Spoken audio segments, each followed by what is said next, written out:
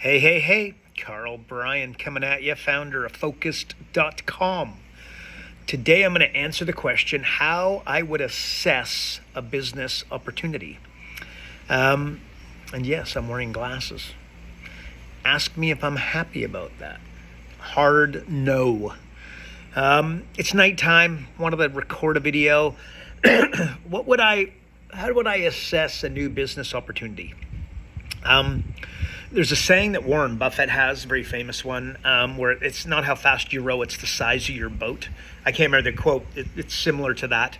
What he means by that is you can work as hard as you want, but the industry that you're in will go a long way in dictating how successful you would ultimately be. Like example, let's go crypto. Okay, crypto, as I record, crypto's taken a firm punch straight in the nose.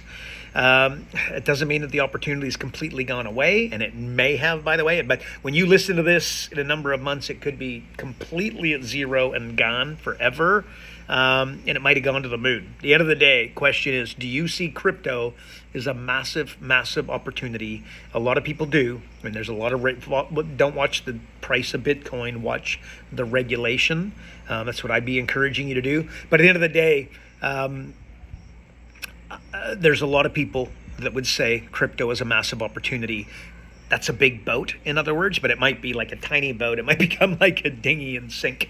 But if you see it as a big opportunity, that would be an example of a bad business in a massive, in a massive boat, in a massive industry with massive growth.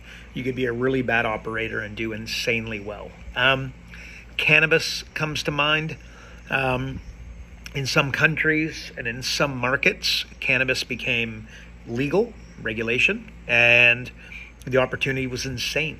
A neighbor of mine in Canada, heavy into it, and he sees it as a massive, massive opportunity, raised a lot of money. They think you're going to be able to do a lot of good things because there's a debate, okay?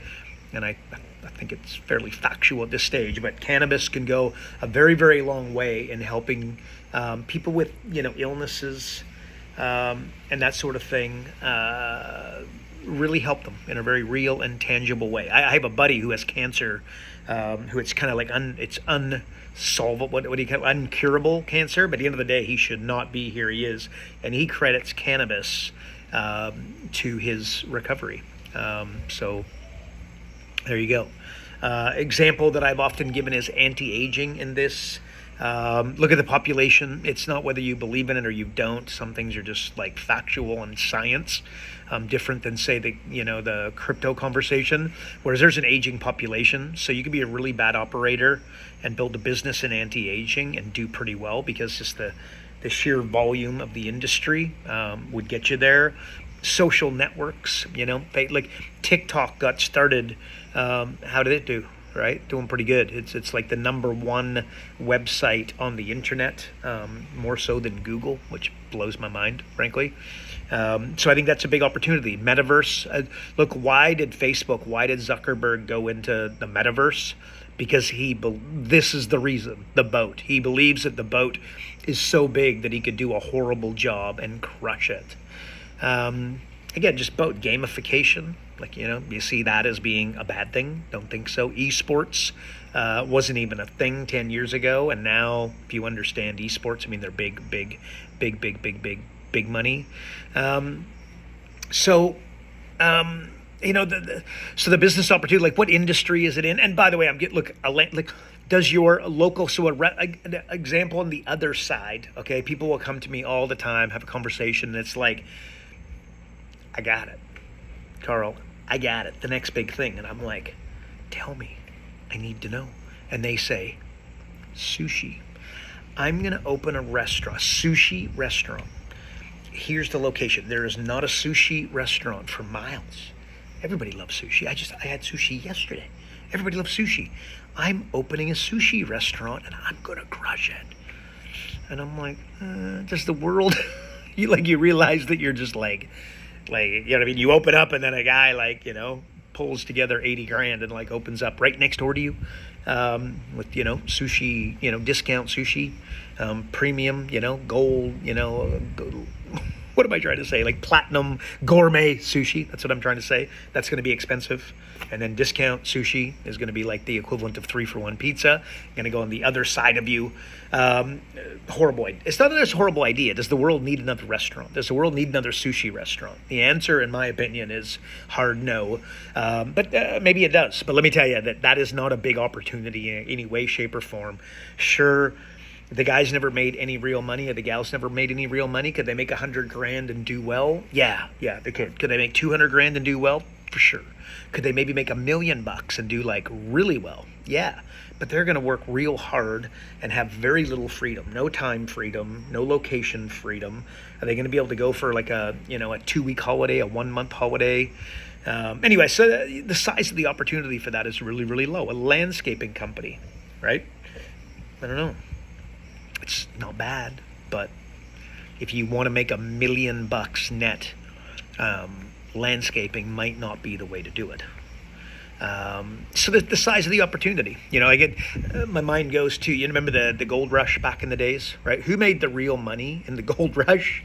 It wasn't the guys panning for gold. It was the guys selling the shovels, right? Like they crushed it. So go to, okay, what did I just say? Go to the crypto, go to the cannabis, go to the anti-aging, go to the social networking, go to the metaverse, and then what's the equivalent of the shovel for that industry?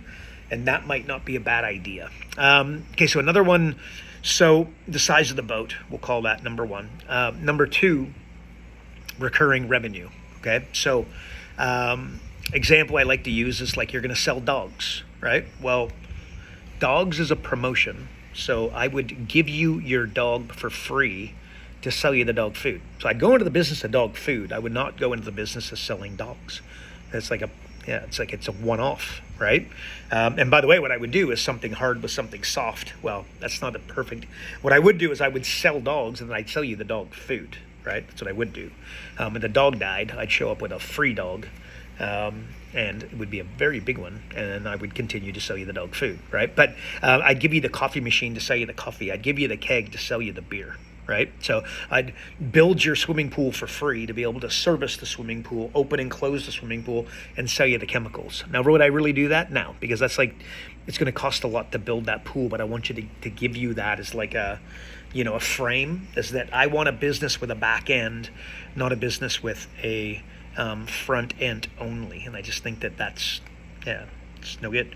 Another one would be margin, gross profit margin specifically. I want to know that on every unit of sale, I'm going to make a lot of money. I'm going to make a large margin, right? So I want to have like 80% margins. What Warren Buffett, and you've heard me say this before probably, but that's a good thing because you should hear it time and time again until it's cemented like that. You know what I mean? Like it's cemented the way it is for me. But Warren Buffett wants to buy something for a penny. He wants to sell it for $1, and he wants it to be habit forming. Blah, blah, blah, blah. That is mind-boggling intelligent direction. That's just an unbelievable frame, right? And then what? Bubblegum. Would that be addictive? YouTube, is that addictive? Facebook, does that fall into that category? Crypto, it's kind of round. People into crypto, are they like totally like obsessed with it, right? So golfing, again, are people, and is that a good example? I don't know that that's the right example that I'm trying to give. Like bubblegum would be, that's what Warren Buffett, he owns, like he's he's in the chewing gum. It's his thing, right? Let him know how big it is. But anyway, chewing tobacco, right? Cigarettes back in the day. Biggest companies in the world were doing cigarettes back in the day. So gross profit margin, though, that I do a good job of that. I want to know that there's there's a lot of profit margin. The biggest, look, here's an exercise I do a lot. Name the top 10 brands in the world by your estimation. I'm going to do the same. Okay, let's see how we do. You got your 10 brands? Louis Vuitton, Ferrari, Disney, Apple, Tiffany, Cartier, Rolex. How am I doing? They on your list close as I say them? Is there one that you would debate me? And I'd say no, right? Top brands in the world, guess what? They all have one thing in common. You could list them all. They all got one thing in common. Margin. Gross profit margin specifically. They make a massive margin. So So that's so I'm assessing a business opportunity. Somebody comes to me and they want to build a like make a do a business, right? Like I said, and the other, they want to become a realtor always, right? Like that's their calling, right? Like it's the thing. They can't stop thinking about real estate. They're going to go into it. So business need another realtor. And by the way, how often you buying a home, right? So it's a promotion. It's selling purebred dog, right? Like you sell somebody a home and they're not buying another one for 5 years. And by the way, they forgot your name within 18 months. But 5 years, they can't remember who you are, even though you sent a calendar. It was amazing, but they don't remember your name. Anyway, so tongue in cheek, I don't mean to be, but this is the kind of these are the types of businesses that people are going into. When locally, why you should be a business coach, business consultant, provide guidance. They're thinking about, again, going into becoming a realtor, right? And they spend copious amounts of money and do the test and study, and it takes them 12 months. And then they wonder how and why they didn't make any money, right? Again, it's no recurring revenue. There's also leverage. So this is like there's 5 types of leverage, right? People, money, software, marketing, and knowledge. So are you able to leverage? You know what I mean? Like a good example is people. So if you build an engineering firm, are you going to struggle to leverage people the same way that somebody that built a little McDonald's where they got to flip burgers? So McDonald's can hire 16-year-olds and highly systematize their company, okay, and have 16-year-olds do it. An engineering firm, you're not going to have that much luck. An architecture firm, you're not going to have that much luck. If I'm a chiropractor, one of the big things I'm doing is massage. And then, by the way, I'm using massage as a bit of a loss leader to get people in for chiropractor or for the chiropractic. Maybe it's a topic for another day, but hopefully you can see the massage is lower end. And I'm going to have a lot of massage going on, but I'm going to have them leading into chiropractic, right? Because they're so tight. You got to go see the chiropractor. Anyway, so money, again, like if you're going to start a sushi restaurant, investors, anybody with, high level capacity for a company, you know what I mean, for business, they're not going to lend you the money. By the way, and then I did a video once why loan brokers are broke, right? And bankers are broke. Because again, they fund the wrong kind of companies because they're only interested in your hard assets. So if you go to them with an idea like Louis Vuitton, very cheap materials, very, very expensive scarves, handbags, wallets, etc., they're not going to fund it because there's nothing they can take away from you, even though that's a great business and obviously done insanely well with massive, like, something costs you 200 to make and you're selling it for 1,000, 2,000, 3,000, 10,000 in some cases. But let's just say you're making it for 100 and you're selling it for 1,000. Warren Buffett would be all over that. The banker doesn't want to fund that because they can't take away your assets, right? So that's an example where that type of leverage isn't going to help you. A SaaS company, what they're doing is they're leveraging software. That's why I love the software business, right? Because it's really, you can't, if you don't have 7 figures and investors, you're not coming in and competing with us. It's not happening, right? And not to mention, 12 months to 3 years to be able to put something together that could ever compete, right? So that is an example of how you could leverage that. But the bottom line, people, money, software, marketing, and knowledge. I'd also say that emotions could be leveraged. Like you've got fear, anger, anxiety. Like when those types of things can be leveraged. When I say leveraged, I mean like when people are fearful of something, okay? Like crypto is on the back of people being fearful. I don't know, fearful, but they don't trust the government. That's what I'm trying to say, right? People that are biggest in the crypto, ask them about the government. They're going to be anti-establishment on steroids. It's automatic, right? So what happened, like they'll be irrational. You want something, look, here's what I'm trying to say. You want to go into something where people are irrationally passionate.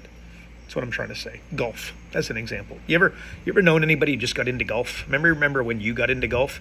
You spent an enormous amount of money. You spent more money in the first 12 months than you did in the first 12 months. Okay, because you got the lessons, you bought the membership, you bought the shoes, you bought the clubs, you bought the awesome putter, you bought the awesome driver, you bought the balls. You know what I mean? You went like crazy. And it is, it's irrational. And then people that continue to golf, again, they're irrational with it. That's a good thing. Falls into the same family of habit forming. Or remember, Warren Buffett wants to buy something for a penny, sell it for $1, and habit forming falls into the same of that. So the leveraging of time maybe is just where I want to go a little deeper in that. What will happen is somebody will hire somebody, okay, to do sales calls for them. And now they will sit on the couch and watch TV. And what you've got to do, if you're going to hire somebody to do sales for you between, 9 and 4, during 9 and 4, you need to be doing a higher leveraged activity that's worth more than those sales. Otherwise, you'd end up making less money, not more, right? You get that? Like, it's really, really important. You know what I mean? It's like, yeah, because the hiring somebody to do something is not the secret. The secret is to hire somebody to do something, and then you do something that is a higher leveraged activity. So I think that's what I'm trying to say. So when I'm assessing a business opportunity, these are the things that I'm thinking about. And if they're going to be successful, they've got to be willing to do the fundamentals for a long period of time. Your greatest successes will always come through other people. I want you to think about that as like your greatest successes will come through other people. The end. And at some stage, it's time to stop collecting the dots and start connecting the dots. And that's where people fall down. But the fundamentals, you can get lucky and make it. You can't get lucky and keep it.